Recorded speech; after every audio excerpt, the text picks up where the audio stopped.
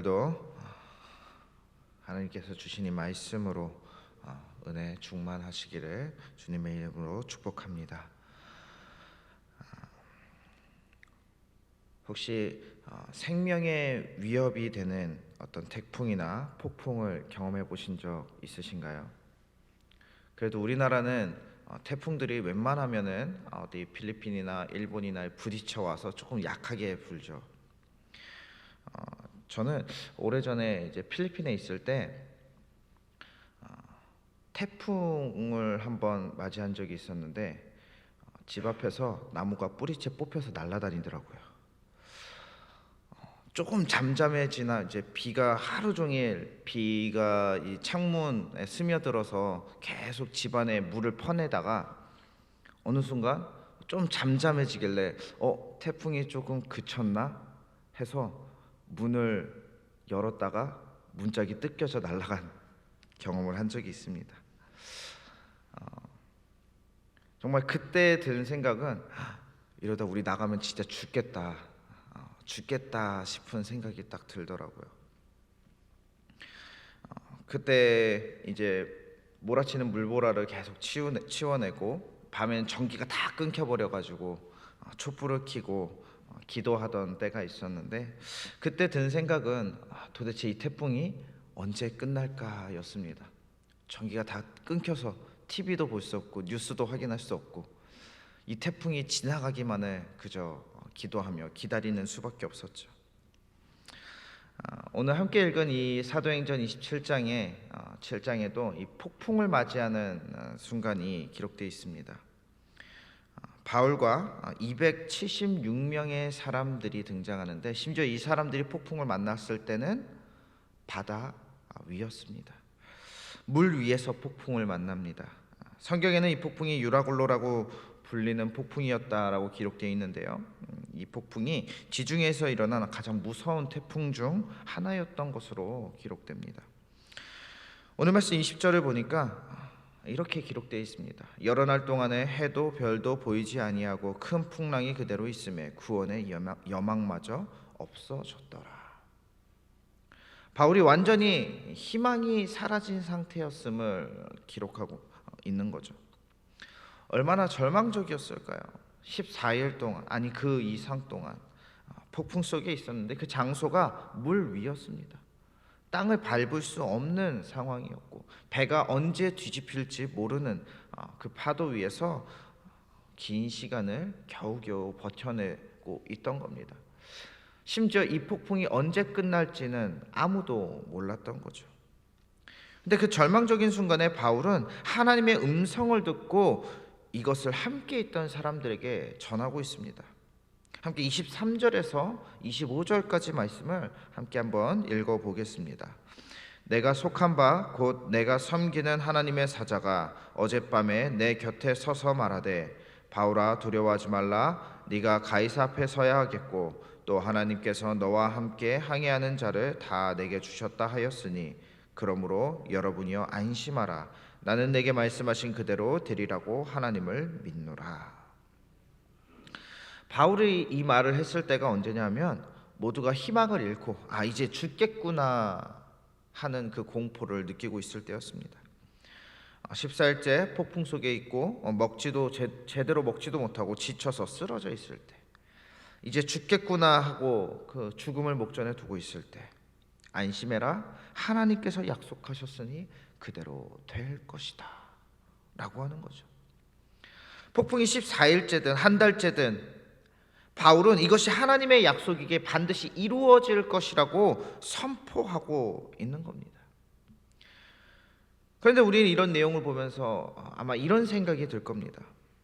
이거는 성경이니까, 바울이니까 그렇게 할 수 있겠지. 성경에 나올 만큼 특별한 사람이니까 하나님의 약속을 그렇게 듣고 또 선포할 수 있는 거겠지 라고 말이죠. 그런데 우리 하나님은 그때나 지금이나 동일한 하나님이시고 바울이나 우리나 동일하게 사랑하시며 바울에게나 우리에게나 동일하게 약속을 지키시는 하나님이십니다. 맥스 루케이도 목사가 쓴 흔들리지 않는 소망이라는 책에 이런 문장이 있습니다. 문제는 하나님이 그분의 약속을 지키실 것인가가 아니라 그 약속 위에 우리가 우리의 삶을 세워나갈 것인가 라는 것이죠. 동의하시나요? 문제는 하나님이 아니라 우리가 정말 그분의 약속을 믿고 우리의 삶을 살아가고 있느냐라는 겁니다. 우리에게도 마치 죽을 것만 같은 폭풍이 몰아칠 때가 있죠. 어떤 분은 경제적인 폭풍 속에 있을 때가 있습니다. 버는 돈은 얼마 되지 않는데 대출금이다 뭐다 해서 나가는 돈은 내가 버는 돈보다 더 많이 내 통장에서 빠져나갑니다. 내 사정을 봐주지 않죠. 이러다가 정말 파산할 것만 같은 상황에 놓여 있는 분들이 있습니다. 또 어떤 분은 건강의 폭풍 속에 있죠. 육체의 고통과 그 죽음의 끊임없는 그 공포 안에서 살아갈 길을 찾을 수 없는 분. 어떤 분은 관계의 폭풍 속에서 끊임없이 다투고 외로운 싸움을 하고 계신 분들도 있습니다. 이럴 때 우리는 어떻게 해야 될까요? 무엇을 해야 될까요? 우리가 할 수 있는 것은 그저 하나님의 약속을 붙들고 하나님의 약속을 믿고 선포하고 나아가는 것밖에 없다라는 겁니다. 바로 오늘 본문 25절에서 이렇게 말하고 있습니다. 나는 내게 말씀하신 그대로 되리라고 하나님을 믿노라. 바울이 지금 믿노라라고 하는 겁니다. 믿노라. 이게 무슨 말이냐면 바울이 이 말씀을 믿고 나아가기로 결정했다라는 겁니다. 상황이 좋아져서 믿는 것이 아니라 하나님이 그저 약속하셨기에 이 일이 어떻게 진행될지는 나는 알 수 없지만 나는 믿겠습니다. 그렇게 선포한 것이죠. 우리도 이렇게 믿겠다고 선포할 수 있기를 바랍니다. 하나님의 약속이니 하나님이 우리에게 말씀하신 것이니 이 일이 반드시 이루어질 것이라고 믿습니다. 이사야 41장 10절에서 하나님은 우리에게 두려워하지 말라. 내가 너와 함께함이라. 놀라지 말라. 나는 내 하나님이 됨이라. 내가 너를 굳세게 하리라. 참으로 너를 도와주리라. 나의 의로운 손으로 너를 붙들리라 라고 하셨습니다. 주님께서 우리를 붙드실 것이니 두려워하지 말고 하나님의 약속을 붙들고 나아가라고 하는 거죠. 물론 우리가 약속을 받았다고 해서 하나님 어떤 말씀을 읽었다고 해서 내 인생 가운데 있는 어떤 폭풍우가 당장에 멈추는 것은 아닙니다. 하나님의 일을 한다고 해서 늘 잘 되는 것도 아니죠. 내가 하나님께 순종하고 있습니다 라고 선포하고 하나님 믿습니다 라고 선언하고 나아간다고 해서 당장 내 폭풍이 잠잠해지지 않습니다. 천사가 와서 바울에게 하나님의 약속을 들려줬지만 너희 전원이 다 살 것이다 라고 들려줬지만 그렇다고 해서 그 즉시 폭풍이 멈춘 것은 아니었다라는 겁니다. 여전히 배는 파도에 휩쓸려 휘청휘청거렸고 죽음의 위기는 계속해서 찾아왔습니다. 그런데도 바울은 안심하라 선포하죠. 왜냐하면 하나님의 약속 앞에서 이 폭풍은 아무런 문제가 되지 않는다는 사실을 그가 믿었기 때문입니다. 하나님 앞에서 우리가 현재 겪고 있는 그 문제의 모든 폭풍 속은 전혀 사실 문제될 게 없음을 믿으시길 바랍니다. 내가 지금 겪고 있는 문제들은 하나님이 일하기 시작하면 아무것도 아니다. 하나님이 일하기 시작하면 재정의 문제 뭐가 문제입니까? 내가 겪고 있는 병마의 문제 뭐가 문제입니까 도대체? 내가 겪고 있는 어떤 갈등의 문제 하나님이 개입하시기만 하면 하나님이 그거 해결하실 능력이 없습니까?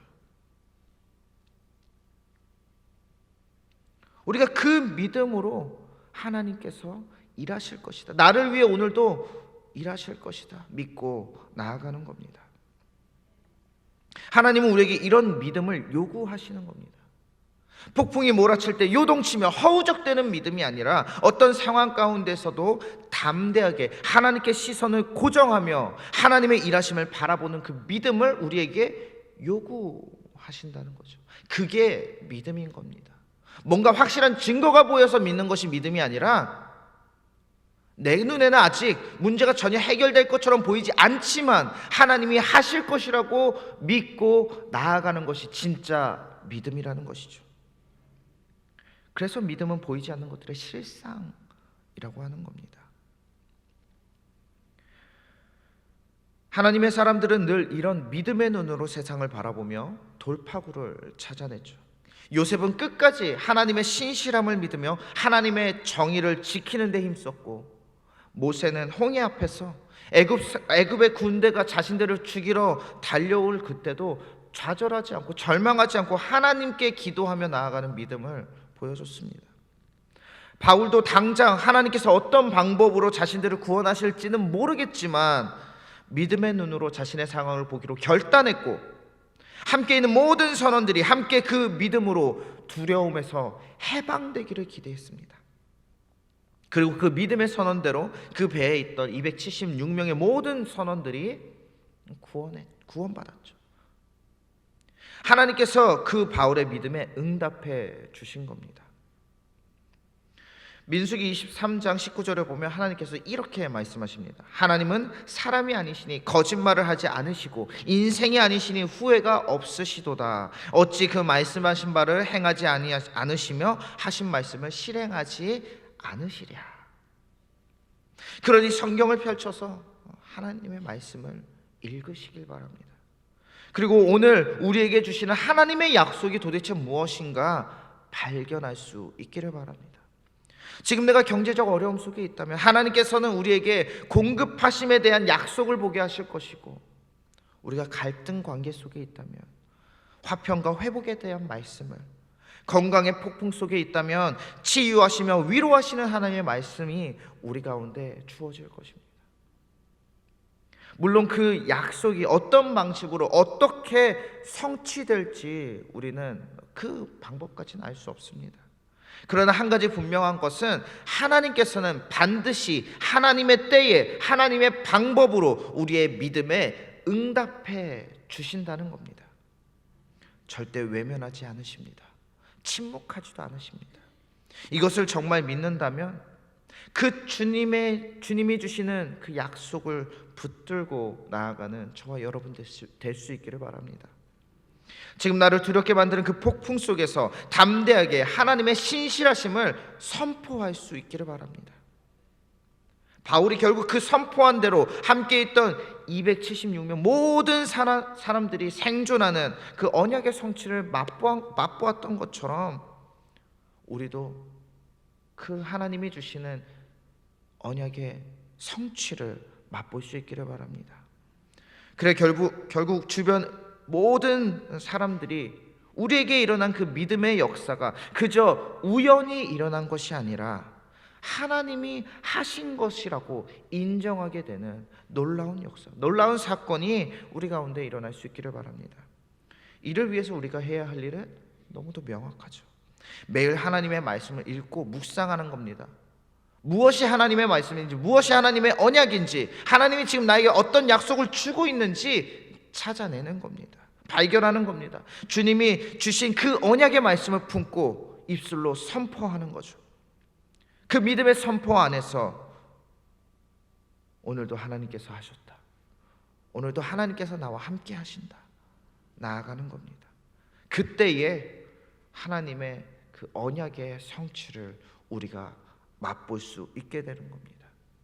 그것이 아니라면 우리는 우리 가운데 일어난 일들이 그냥 우연히 일어난 일들로 착각할 수 있습니다. 그러니 오늘도 그 믿음의 선포 안에서 하나님이 주시는 그 승리의 기쁨을 맛보는 저와 여러분 될 수 있기를 주님의 이름으로 축원합니다. 같이 기도하겠습니다. 우리에게 사랑의 언약으로 늘 함께 해주시는 주님, 인생의 폭풍이 몰아칠 때마다 하나님의 약속을 바라보며 늘 믿음의 고백으로 나아가기를 원합니다. 눈앞에 보이는 상황에만 매몰되어서 두려워하며 하나님을 의심하지 않기를 원합니다. 주님, 이 시간 우리에게 그러한 강력한 믿음을 허락하여 주시옵소서. 오늘 우리도 바울처럼 결단하며 선포하며 나아가게 하여 주시옵소서. 어떤 폭풍이 와도 주님의 약속 붙들고 나아갈 수 있게 하시고, 상황이 좋아 보여서가 아니라 주님이 우리를 지키시겠다 약속하셨기에 믿고 선포하게 하여 주시옵소서. 경제적 어려움으로 밤잠을 설치는 그 성도들에게 공급하시는 주님의 손길이 임하게 하시고, 관계 상처로 고통하는 이들에게 화평과 회복을 주시며, 질병으로 신음하는 이들에게 치료와 위로를 허락하여 주시옵소서. 어떤 폭풍 속에서도 담대히 주님의 언약을 믿고 의지하며 나아가는 우리 모두가 되게 하여 주시옵소서. 오늘도 주님의 그 말씀 붙들고 나아가는 주님의 자녀들, 성도들 그 한 사람 한 사람 주님께서 친히 붙들어 주시고 동행하여 주시옵소서. 살아계신 예수 그리스도의 이름으로 기도드립니다. 아멘.